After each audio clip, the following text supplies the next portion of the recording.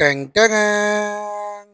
Hello, আসসালামু আলাইকুম। সবাই কেমন আছেন? চলে আসলাম আজকে আর একটা নতুন ভিডিও নিয়ে। আজকে আপনাদেরকে দেখাবো বিশাল সাইজের একটা বড় মাছ কিভাবে রান্না করে। প্রথমে মাছটা আমরা ফ্রিজ থেকে বের করেছি, বের করে এটা পানিতে রাখবো। এটা ডিবে ছিল, যার কারণ হচ্ছে মাছটা অনেক জমট জমট আছে আর কি। তো আমি এখন কল ছেড়ে দেবো। মাছটা মূলত হচ্ছে পানিতে থেকে এটা জমা সারা সারা হবে। তারপর মাছটাতে পানি দিচ্ছি ধীরে ধীরে। কড়াইয়ের ভিতরে রেখে এটা আমাদের মাছটা একটু দেখেন, বিশাল বড় সাইজের। এটা মাছটা হচ্ছে 13 কেজি সাইজের মাছ। মাছটা মূলত হচ্ছে আমার এক ফ্রেন্ড গিফট করছে আমাকে। তো আমি গিফট বলতে হচ্ছে ভালোবেসে আমাকে দিছে, কারণ হচ্ছে আমি তার বাসায় আমি যখনই যাই এটা আমি একদম পুরা নিজের ভাইয়ের মতো সবকিছু। ঢাকায় একমাত্র বাসা, যে বাসায় যে আমি সবসময় সবকিছু করতে পারি। যাই হোক, সেই বিষয়ে একদিন পরে একদিন বলবো। আজকে মূল বিষয়টা হচ্ছে কিভাবে মাছ রান্না করব। প্রথমে তেলটা দিয়ে রাখছিলাম, তেলের ভিতরে এখন পেঁয়াজ এবং কাঁচামরিচটা দিয়ে রাখলাম। আসলে মূলত আমার আজকে রান্না করার একটা উদ্দেশ্য, এখন বর্তমানে আমি ফ্যামিলি বাসা নিয়ে ঢাকায় থাকি, বাট আমার ওয়াইফের পরীক্ষার জন্য সে গ্রামে গেছে। মাছটা দেখেন কত বড় মাছ ছিল। এখন আমি হালকা চুলায় হচ্ছে তেল দিয়ে পেঁয়াজ এবং মরিচটাকে আলতোভাবে আহ, নাড়াচাড়া করছি, যাতে পেঁয়াজটা একটু সিদ্ধ হয় এবং ভাজি হয় ভালোভাবে। পেঁয়াজ দেওয়ার পর হচ্ছে মূলত পেঁয়াজটা ধীরে ধীরে ভাজি হচ্ছে এবং আমি সাথে সাথে নাড়াচাড়া দিচ্ছি। যদিও বা আমার রান্নার এক্সপিরিয়েন্স খুবই কম, যেহেতু আমার ওয়াইফ গ্রামে গেছে, বাধ্য হয়ে আমার রান্না করা লাগতেছে, কিছু করার নেই। তারপরও যেহেতু মাছটা আমাকে ভাই ভালোবেসে দিছে, রান্না তো অবশ্যই নিজে করতে হবে। নিজের মতো না করলে আসলে মাছটার টেস্ট কিরকম এটা আসলে বোঝা খুবই কঠিন আর কি।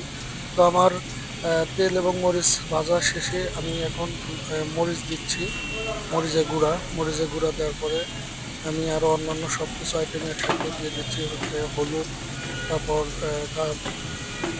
তারপর সবকিছু মূলত আমি একবারে দিচ্ছি, কারণ হচ্ছে আমি ওইরকম ভাবে রান্না জানি না। যতটুকু জানি নিজের এক্সপিরিয়েন্স থেকে চেষ্টা করছি আসলে নিজে, মানে নিজের রান্না আসলে এ তো অন্য কেউ খাবে না, আমি নিজেই খাবো। যার কারণে আমি যেভাবে রান্না করি সবকিছু দিয়ে এখন হালকাভাবে আমি মশলাগুলো মশলাগুলো দিয়ে একদম আমি কড়া জালে জাল দিতেছি, যাতে মশলাগুলো হালকা সিদ্ধ হয়ে যায় এবং ভাজি হয়ে যায় ভালোভাবে আর কি।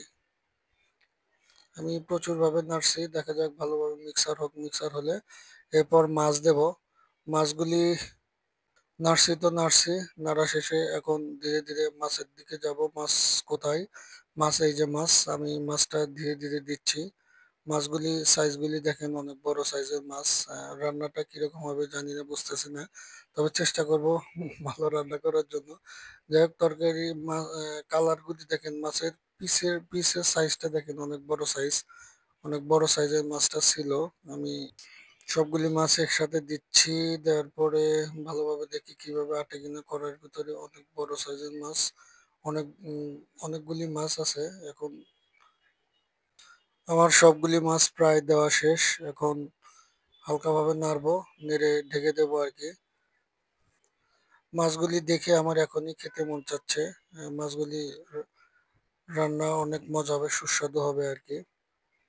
মাছগুলো দিয়ে একটু মিক্সার করেছি, মিক্সার করে কিভাবে কি কালার আসছে দেখছেন। এখন মিক্সার করে মাছগুলি ঢেকে দিয়েছি।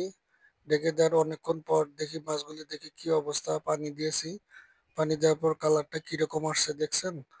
দেখে খেতে মন চাচ্ছে, আমার মনে হচ্ছে এখনই আমি খেয়ে ফেলি মাছগুলি। মাছগুলি অনেক সুস্বাদু হবে, আপনারাও চাইলে খেতে পারবেন।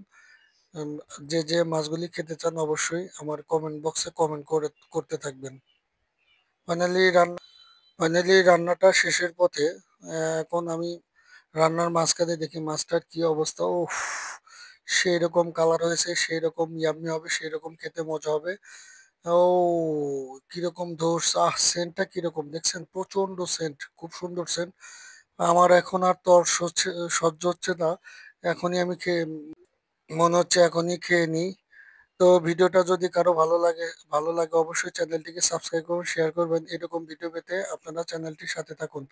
যাই হোক, আমার রান্না ইতিমধ্যে শেষের দিকে এবং ফাইনালি আমি চুলা অফ করে দিয়েছি। রান্নাটা কালার দেখছেন কিরকম? এখনই খেতে মন চাচ্ছে। যারা যারা খেতে চান অবশ্যই আমার কমেন্ট বক্সে কমেন্ট করুন।